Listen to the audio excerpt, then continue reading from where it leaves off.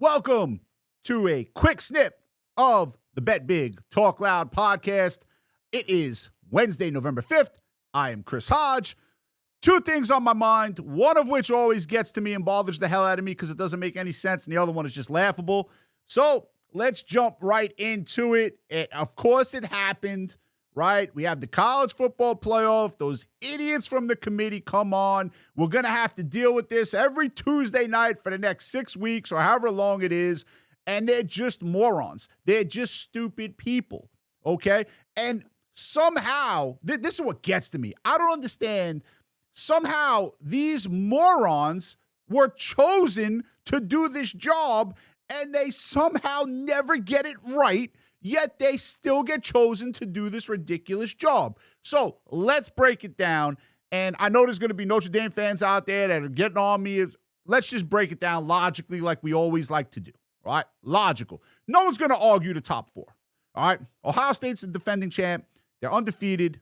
Their defense is playing lights out. No one's going to argue that they're number one. Indiana has every right to be number two. They're pasting people, okay? I think that's going to be a great championship game in the Big Ten if they both make it there. Ohio State and Indiana should make it there, should play there. No one's going to talk about those top two. Texas A&M, number three. No one can debate that. They're doing a great job. They're winning games. Alabama, number four. I don't believe anyone could debate that because they have the head-to-head victory over Georgia. They do have a bad loss to Florida State. They're all a one-loss football team, but Alabama playing some really good football. They played a really tough schedule. So I don't think anyone could debate not only top four, but where they're ranked. And I don't think anyone could debate number five, which is Georgia. Let's work in reverse. Number five, Georgia, will be playing Memphis. I hate this rule. I can't stand it. Memphis isn't even in the top 25, but because we got to make everything fair, right? The group of five, whatever you want to call them, that no one pays attention to, their highest ranked champion has to get into this thing. Why? I have no idea. You know what would be a great idea? Sort of do it like soccer does it, okay? Let the group of five have their own tournament, okay? Let them have their own tournament. And the winner of that tournament gets to move up to the Power Four somehow, some way, right? Now, I know the logistics of that might be tough, but that would be interesting. But no, why make it fair and interesting? Let's just make it unfair. Let's put Memphis at number 12, who has no shot at beating Georgia, who, if the season ended today, they would be a 28-point underdog in Athens. Okay, they would get their asses kicked. It's a waste of time to even watch, okay? And I'm not saying whoever the CFP put at number 12 would have a shot against Georgia at number 5. I'm not saying that, but they have a better shot than Memphis, right? So that one just, I wish they would get rid of that. Let's go 9-8. I'm not going to argue this one. Oregon, Texas Tech, I believe both teams should be there. I think maybe a little ranked higher. I think Texas Tech could be ranked higher than where Ole Miss is, and we'll get to that in a moment. But I think that'd be a fascinating football game. You got to rank them somewhere. Obviously, Oregon's in the Big Ten, and they're not undefeated like Ohio State, and they're not undefeated like Indiana, so they got to be 1-2. So you put Oregon at number 9, Texas Tech at number 8. Okay, let's go 10-7. I don't get it. I don't get it. Why Notre Dame? Why? It doesn't make sense. Now, Texas is out right now. Now, we're not debating where this thing is going to end up in 6 weeks because Texas still has to play Georgia and still has to play Texas A&M. If they lose one of those games, they're out. If they win both of them and they win the sandwich game, they're in because they would have won both of those games and they'd have a great 2-loss schedule, right?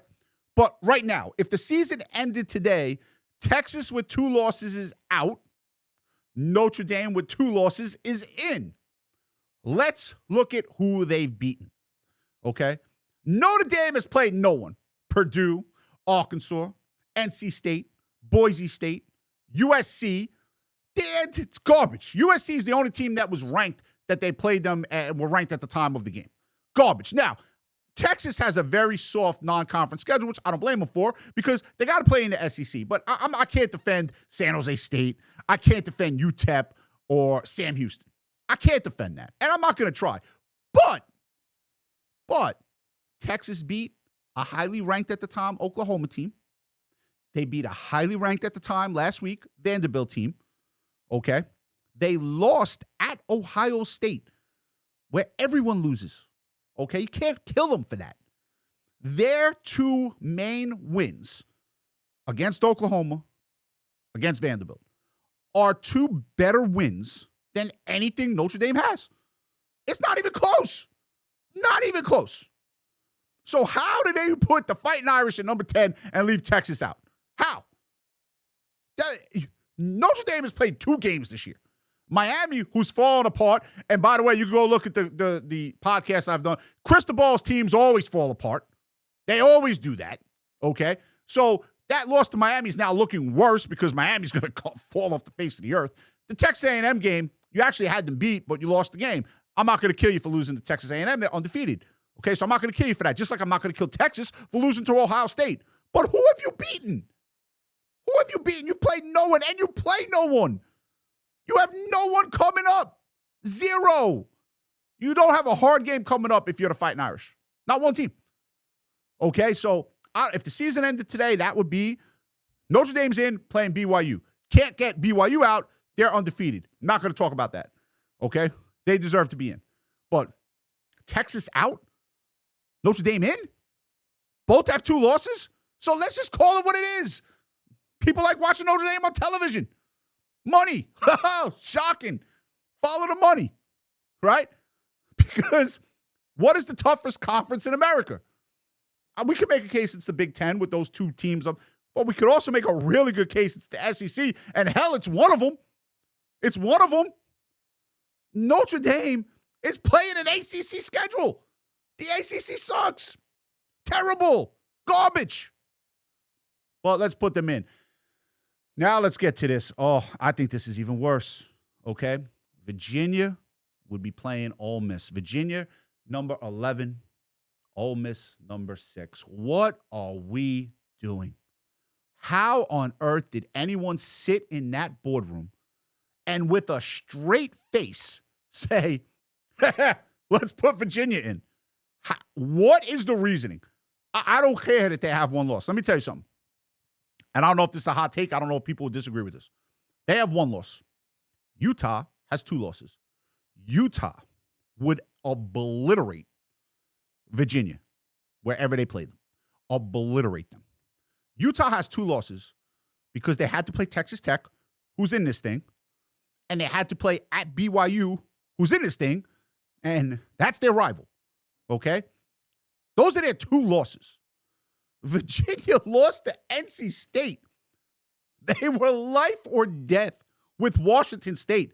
They needed a safety late to win that game. They were life or death with Cal. Just last week, they needed a pick 6 to win that game by 10.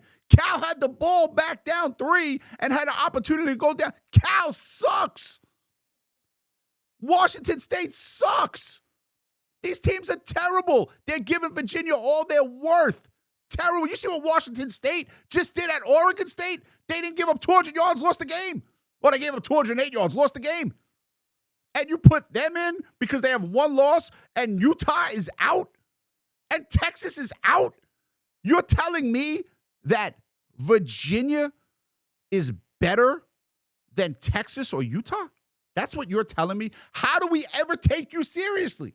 How does anyone listen to you? How do you get on ESPN at night and do this interview with a straight face?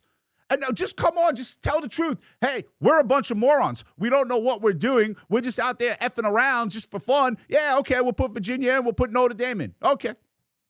Just say the truth. I can respect that. But then you come on, you try to justify it with no justification whatsoever. So this CFP thing now, it might shake out in 6 weeks, and God willing it does, because if you have these yahoos given who they have to put in, forget it. If they had to put 64 teams in, they'd fuck that up. Okay? It's terrible. It's terrible what these friggin' suits constantly do. Constantly do. I hate it. You know why I'm always in sweatshirts? Because I believe the people who wear suits are scams. That's why I'm always in sweatshirts. If you got to put a suit on to look important, you're a moron. You ever see there's one politician that walks around in a sweatshirt, okay? And I'm not going to get it. I don't know what every other politician in the world wears a suit. You know why? Scams. Every one of them. They got to just look the part. So, these guys, man, it kills me. So, that's my rant on the CFP. Here's who I would have. Notre Dame out.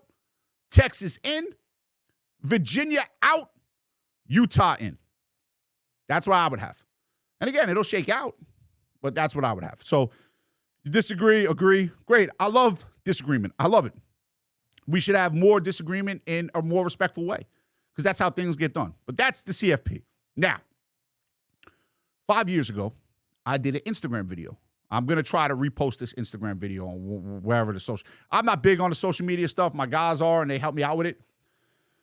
The social media video that I did 5 years ago was talking about the New York Jets and their trade of Jamal Adams, okay? Because at the time, they had traded him to the Seattle Seahawks.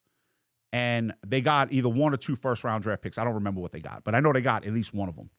And the video that I did saying, like, the New York Jets went to the New York Knicks school of first-round draft picks. Like, they're constantly screw this up. Like, they're not going to get a better player with that first-round draft pick than they had in Jamal Adams, so they might as well have just paid the guy, which they didn't get a better player with that first-round draft pick than Jamal Adams, even though I know he's had some injuries and he's fallen off. Okay. 5 years later, the New York Jets went and did it again. And because this is what the New York Jets do. They draft a very good player in the first round, and in yesterday's case, there was 2 of them. But let's look at Sauce Gardner. Great corner. Great corner. I'm not going to debate whether he's the top corner in the league or he's the top 5 corner, but I'll tell you this. Top corners, they don't grow on trees. They're like good coaches. They don't grow on trees. They're very hard to find. What did the Jets do? They draft a great quarterback. They actually paid this guy. They didn't pay Jamal Adams. They actually paid this guy. And what do? They turn around and they trade him to the Indianapolis Colts for 2 first-round draft picks. Okay, every New York Jet fan out there, when have you guys ever gotten it right in the draft? When? You're the same organization that took Ken O'Brien over Dan Marino. And it's only gotten worse since then. Every time you didn't draft Warren Sapp, it's endless. It's endless. Okay? So what do you think you're going to draft with that pick from the Colts that's going to be 24, 25, 26, maybe 32? Oh, I got it. Bright light. I got it. We're going to trade up and get a quarterback. You stupid schmucks. There's not even a good quarterback that's coming out this year at college football. Right? So you just traded a top 5 corner, which, again, doesn't grow on trees. And I don't care that you have 2 first-round draft picks, 1 in 26, 1 in 27 from the Colts. You are not going to get that type of player back. So you did it again. But the Jets weren't done there. No. Defensive tackles that are great also don't grow on trees. You know what grows on trees? Running backs. You can get a running back from anywhere, okay? They don't trade Breece Hall. But they trade their top corner and their top defensive lineman. What did they get from the Dallas Cowboys? A 2026 second-round pick. Better shot at seeing God than them hitting on that, okay? And Dallas has 2 first-round picks in 2027. They get the better of the 2, okay? Whether it's Dallas's pick or Green Bay's pick, okay? They get the better of the 2. They are not going to get better players. I said it 5 years ago with Jamal Adams. I'm saying it 5 years later with Sauce Gardner and Williams. And I'm going to say it in 2030 when the guys they drafted, they trade, and it's just around and round we go. So that's the New York Jets for you. That's the New York Jets for you. Sit in the boardroom. Bright light.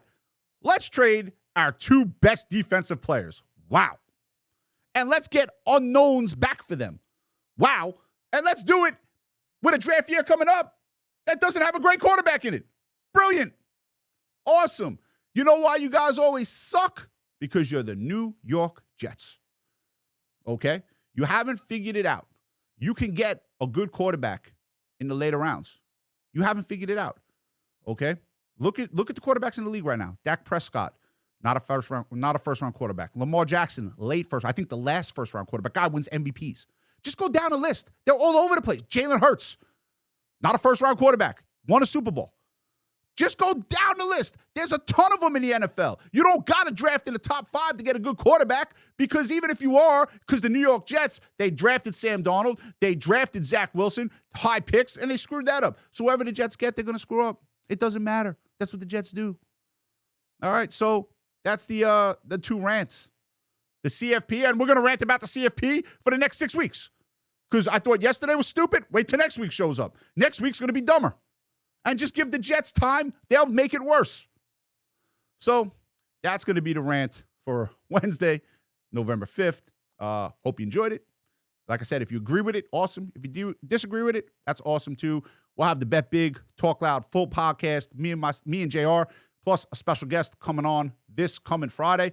Don't forget to listen to Sports Investors Daily, which is on every Saturday and Sunday morning. And you can go visit takingvegas.com or girls.gamble.live. Great things going on at those 2 websites. Girls.gamble.live just won their game of the month this past week with Buffalo beating Kansas City, and takingvegas.com. 10 great handicappers over there. They're doing a tremendous job. All picks documented, getting the job done. So everyone out there, I want you to have a great Wednesday. Be sure to check out the Bet Big Talk Loud podcast that's coming up on Friday. We'll see you then.